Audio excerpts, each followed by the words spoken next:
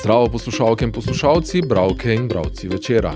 To je dnevno informativni podcast Večerje zjutraj. Veseli smo, da ste v naši družbi. Danes je sreda, 14. januarja 2026. Moje ime je Mitja Sagaj. Katere teme izpostavljamo tokrat? Komu slovenske vode? Stroka opozarja, kratko bodo potegnili tisti, ki so bili poplavljeni.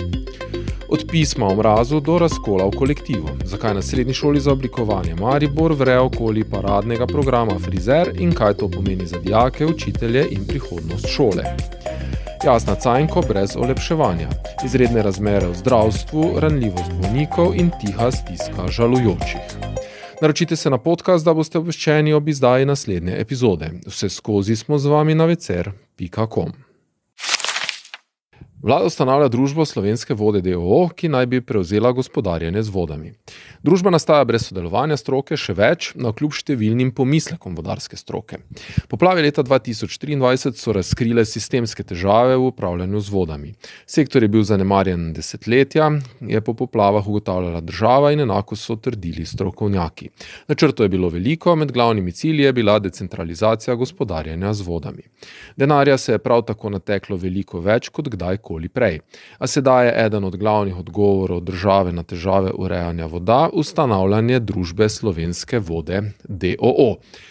To pa vnaša nekaj nemira, kakšnega bo pojasnila kolegica Andreja Kotin, ki je zdaj z mano v studiu. Andreja, kaj opozarja stroka? Stroka opozarja predvsem, da gre za tvegano početje in sicer iz večjih razlogov. Nadzor nad koncesionarji je pomanjkljiv že sedaj in vprašanje je, ali bo za novo ustanovljeno družbo kaj večji.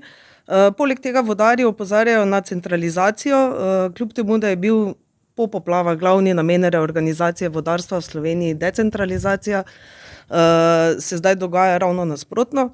Opozarjajo tudi, da se ne ve, kakšni bodo denarni tokovi, kajti družba bo upravljala predvsem z državnim denarjem. Predvsem pa pravijo, da ustanovitev takšnega podjetja in s tem tudi ukinitev direkcije za vode, da se tega ne bi smeli lotevati brez temeljitih analiz procesov in strokovnih podlag. Kakšni vse so pomisleki ob vsem, kar si naštela?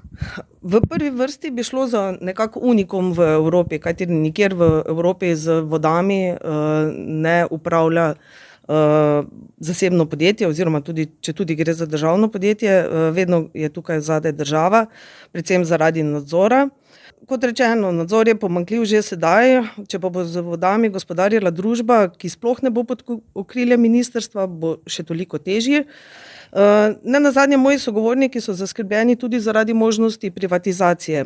Pod 70. členu Ustave Republike Slovenije je namreč voda javno dobro, vkolikor pa se urejanje voda preda nekemu gospodarskemu subjektu, pa se lahko to spremeni. Kaj vse pa so na drugi strani razlogi za ustanavljanje te družbe, ki naj bi delovala pod okriljem SDH, torej Slovenskega državnega holdinga? V analizi, ki sem jo pridobila in je bila namenjena nekakšnem argumentaciji ustanavljanja te družbe, je kot prvi razlog nekako naveden zaslužek koncesionarjev. Ti so se seveda po poplavah, ampak tudi že pred poplavami so se ti zaslužki zelo povečali. Lani je recimo 5 gradbenih podjetij s koncesijo za urejanje voda pridelalo 40 milijonov evrov dobička. Država želi nekako racionalizirati procese za to novo družbo, a kot rečeno, pomislekov je več, neke javne debate, razprave z strokovnjaki ni bilo. In kot pravi nekdanji direktor direkcije za vode Roman Kramer, kratko bodo potegnili tisti, ki so bili poplavljeni. V Mariboru je nedavno završalo zaradi razmer na srednji šoli za oblikovanje Maribor. Povod je bilo pismo dijakinj o mrazu v šoli, a v ozadju se odpira precej resnejša zgodba o vodenju, odnosih in prihodnosti najmočnejšega programa za voda. Program Frizer, ki ga obiskuje okoli 350 dijakov in velja za paradnega konja šole, se po opozorilih dela zaposlenih sooča z organizacijsko in kadrovsko krizo.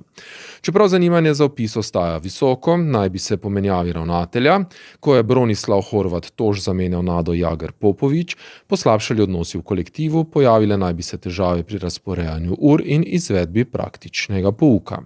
Eden ključnih očitkov je razdrobljenost prakse, ki dijakom onemogoča celostno izvedbo zahtevnih frizerskih postopkov, učitelje pa postavlja pod pritisk.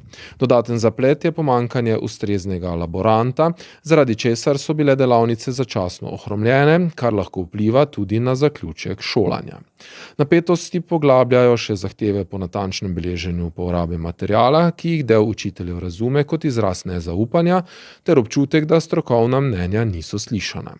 Vodstvo očitke zavrača, se sklicuje na zakonodajo in nujo po urejenem poslovanju.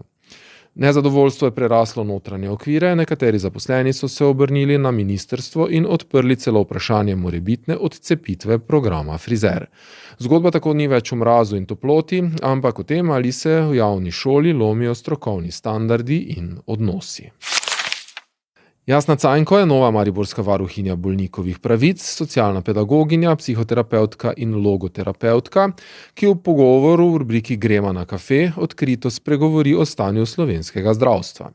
Po njenih izkušnjah živimo v izrednih razmerah. Zdravstveni sistem je kadrovsko podhranjen, zaposleni so izčrpani, čakalne dobe so dolge, bolniki pa pogosto ostajajo brez pravočasne obravnave. Večina pobud, s katerimi se srečuje, je povezana z nedostopnostjo storitev in slabo komunikacijo med zdravstvenim osebjem ter bolniki oziroma svojci. Prav pomanjkanje jasnih pojasnil in časa za pogovor je po njenem mnenju pogosto razlog za nezaupanje, tudi kadar so bili postopki strokovno pravilni. Posebej opozori, da so v takem sistemu prve žrtve bolniki, takoj za njimi pa zdravstveni delavci, zlasti medicinske sestre. V pogovoru razkrije tudi osebno plat. Po samomoru hčere je smisel našla v logoterapiji in pomoči žalujočim.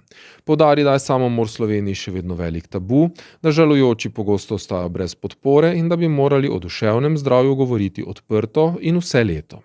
Njeno sporočilo je jasno. Več poštenosti, več posluha in več človečnosti bi koristilo tako bolnikom kot celotni družbi. Celoten intervju z Jasno Cajnko lahko preberete v Večeru in na večer.com. To je bil Večer zjutraj 14. januarja 2026. Z vami sem bil Mitja Sagaj. Kakovostno novinarstvo lahko podprete tako, da se naročite na tiskani in spletni Večer, postanete naš sledilec in bralec na družbenih omrežjih, naročnik naših podcastov in newsletterjev. Tako boste podprli novinarstvo, ki prinaša avtentične vsebine, ki jih pripravljajo naši novinarji in jih drugje ne boste našli. Želimo, da razumete, kako se vrti svet. Želimo vam odstreti vpogled v čas in prostor, v katerem živimo. Veseli bomo vaših komentarjev, pobud in kritik na različnih kanalih. Se beremo in slišimo.